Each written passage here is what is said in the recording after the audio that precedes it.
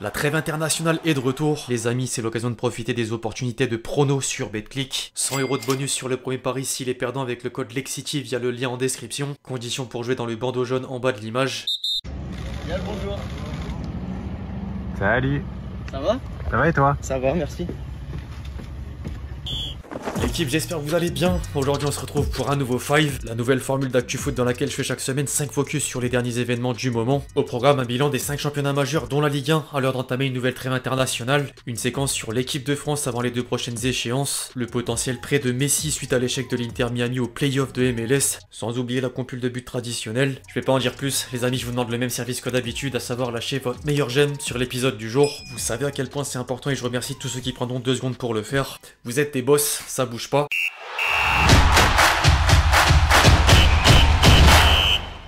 Après un quart de saison, 2 voisins du sud de la France dominent la Ligue 1. Nice a battu Metz sur le plus petit des scores alors que Monaco est allé s'imposer à Reims grâce à 3 buts entre la 40 et 50e minute. Les Monégasques prennent les commandes de l'élite avec une longueur d'avance sur le gym qui reste néanmoins seul invaincu de l'Hexagone. Le 11 type de l'équipe tenait d'ailleurs à récompenser les 2 équipes sudistes pour leur performance. Le club du Rocher comme les Aiglons sont également accompagnés par 2 éléments lillois suite au premier derby du Nord. Il était attendu mais n'a donné aucun vainqueur. Les Dogs ont d'abord réussi à trouver la faille contre toute attente avant que Lens n'égalise et frôle la victoire à quelques secondes du coup de sifflet final. En parlant de victoire, Lyon pensait débloquer le compteur sauf que les Merlus ont rattrapé le retard et l'OL s'est sabordé pour reprendre le progrès. Si Grosso a encore du travail pour sortir de la crise, Gattuso respire chez l'autre olympique. Marseille n'a fait qu'une bouchée du Havre et relève la tête avec un grand Aubameyang après une série difficile. Idem pour Paris du côté de Rennes. Le club de la capitale remet les gaz et retrouve le pied du podium pour le 4e match consécutif de Mbappé sans marquer. En dehors des favoris, la 8e journée de Ligue 1 s'est également soldée sur un triste incident à la Mosson. Un pétard provenant de la tribune des supporters montpelliérains a éclaté près de Moridio jusqu'à conduire à l'arrêt définitif de la rencontre. La bêtise d'un homme annonce une lourde sanction pour Montpellier qui menait pourtant au score. Laurent Nicolin ne pouvait que condamner le geste, d'autant qu'il est préjudiciable pour la paillade en conférence de presse. Je cite, « J'espère que le gardien de Clermont va bien, l'auteur du jet, un espèce de connard. Sentiment, écœurement, désillusion et tristesse. Les joueurs s'étaient cassé le cul, ubuesque, avec des connards comme ça, on risque pas d'avoir d'ambition. »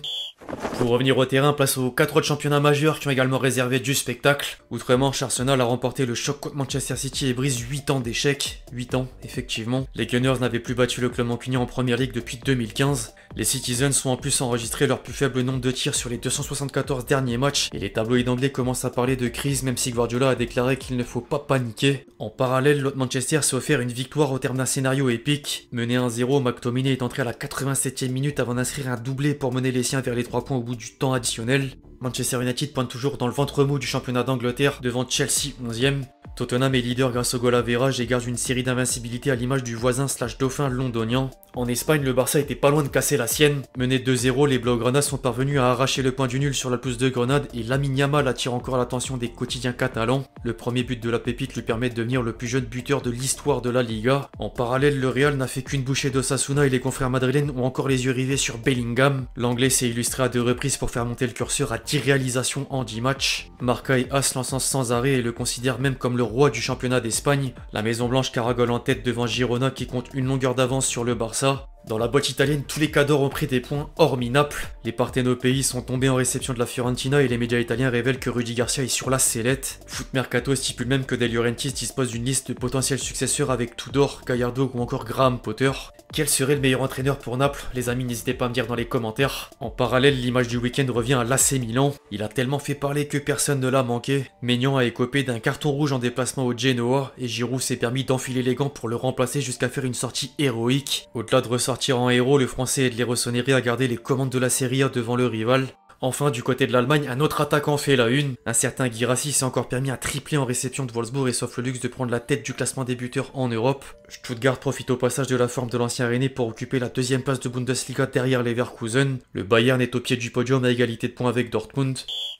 En parlant du Bayern, quand le club allemand performe depuis le début de la saison, c'est grâce à une patte tricolore. Outre Coman, Matistel arrive à marquer les esprits avec quelques entrées et Thierry Henry était obligé de le sélectionner avec les espoirs. Titi l'a d'ailleurs encensé en conférence de presse. Quand il rentre dans un match, vous le voyez, lors de ses appels, il est toujours orienté vers l'avant et même s'il joue 1 minute, il se crée 2 occasions. Il a beaucoup d'envie, il doit encore beaucoup travailler le travail dos au but, le contrôle. Il a déjà ce que tu dois parfois dire à un attaquant, presser, faire les courses dans le dos de la défense. C'est impressionnant surtout au vu de ses minutes. Il est tellement impressionnant que Rudy Voller envisage de lui proposer la naturalisation. La pépite fait en tout cas pour l'instant le choix de la France et les chances de représenter un autre pays sont faibles.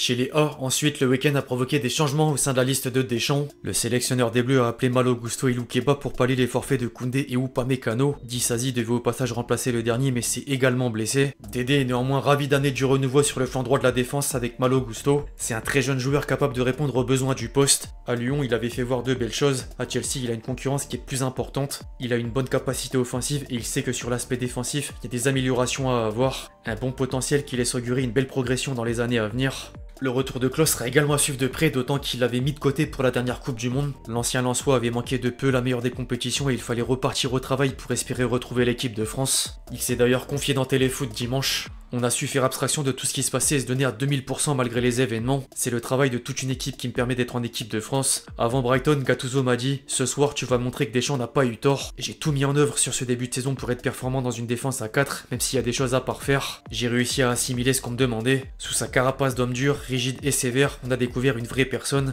proche de ses joueurs. En reparlant de Gattuso, en dehors du poste de latéral droit, Deschamps s'exprime au sujet de Pogba qui s'apprête à passer 2 ans hors du foot. Pour avoir entendu Allegri, il n'en parle pas au passé, à propos d'une probable fin de carrière. Je suis très triste pour Paul, il lui tombe beaucoup de choses sur la tête dernièrement, il se retrouve dans une situation compliquée. Il va avoir besoin de se défendre, ça rentre dans une longue procédure. Je sais pas de quoi sera fait demain, j'espère qu'il retrouvera le sourire et la pleine possession de ses moyens et les terrains. Affaire à suivre. L'autre événement de ces derniers jours, si on peut appeler ça un événement, s'est déroulé à l'extérieur du continent européen et en particulier aux États-Unis. C'est officiel, Messi ne jouera plus avec l'Inter Miami avant fin février 2024. La franchise de Beckham est éliminée de la course au play-off en MLS et il faut désormais atteindre la fin du championnat 2023.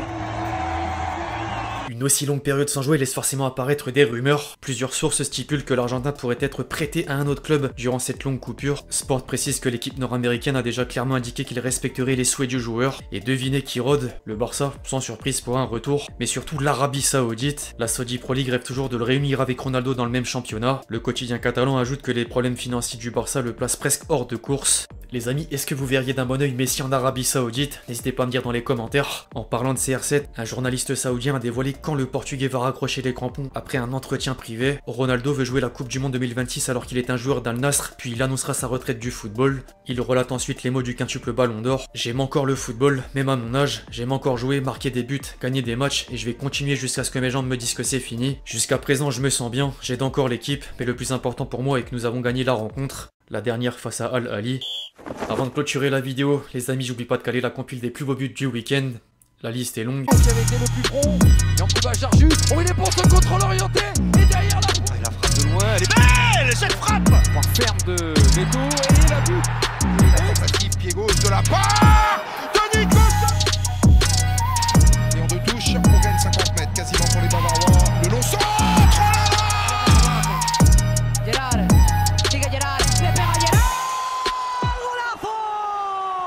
Bref, l'équipe c'est tout pour le 5 du jour, j'espère qu'il vous a plu, je compte sur vous si c'est le cas pour lâcher votre meilleur j'aime, comme d'habitude. N'hésitez pas à réagir dans les commentaires sur tous les sujets qu'on a traités aujourd'hui, puis d'ici là, on se retrouve très vite sur la chaîne pour de nouvelles vidéos, c'était Lexti. Ciao ciao.